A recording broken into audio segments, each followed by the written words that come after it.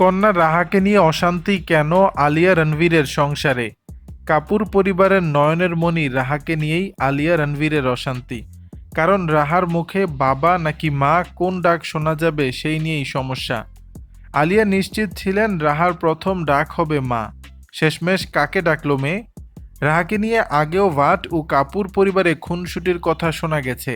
রণবীরের মা নিতু কাপুর ও আলিয়ার মা সোনি রাজদানের মধ্যে একচোট ঝগড়া হয়েছে এ নিয়ে যে রাহা আগে মাকে ডাকবে নাকি বাবাকে।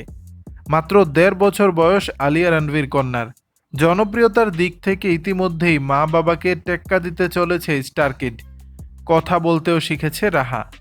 আর প্রথমেই নাকি মাকে ডেকেছে আলিয়া কন্যা। সম্প্রতি এক সাক্ষাৎকারে আলিয়া বলেন, আমার আর রণবীরের মধ্যে প্রায় দিন ঝামেলা হতো রাহা কাকে আগে সম্বোধন করবে সেই নিয়ে। আমি বলতাম মাম্মা বলবে ও রণবীর বলতো না পাপা। একদিন আমি আর রাহা একা বসে আছি, ও নিজের মতো খেলছে, তখনই বলে মাম্মা। শোনা মাত্রই ফোন বের করে রেকর্ড করি সেই মুহূর্তটা। ওকে বলি এখনই যেটা বললে আবার বলো। প্রথমবার আধো আধোভাবে বললেও পরের বার স্পষ্ট মাম্মা বলে ডাকেও। ব্যক্তিগত জীবন হোক বা কর্মজীবন, এক কথায় বেশ নাছোড়বান্দা আলিয়া ভাট। তাই তো আলিয়া রাহার সেই ক্লিপ রেকর্ড করে রেখেছিলেন, কারণ রণবীর যাতে পরে প্রশ্ন না তোলে।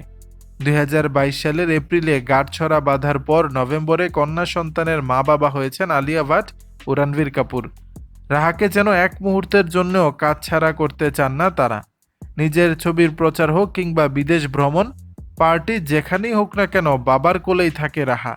দর্শক, বিষয়টি নিয়ে আপনাদের মতামত জানাবেন নিচের কমেন্ট বক্সে।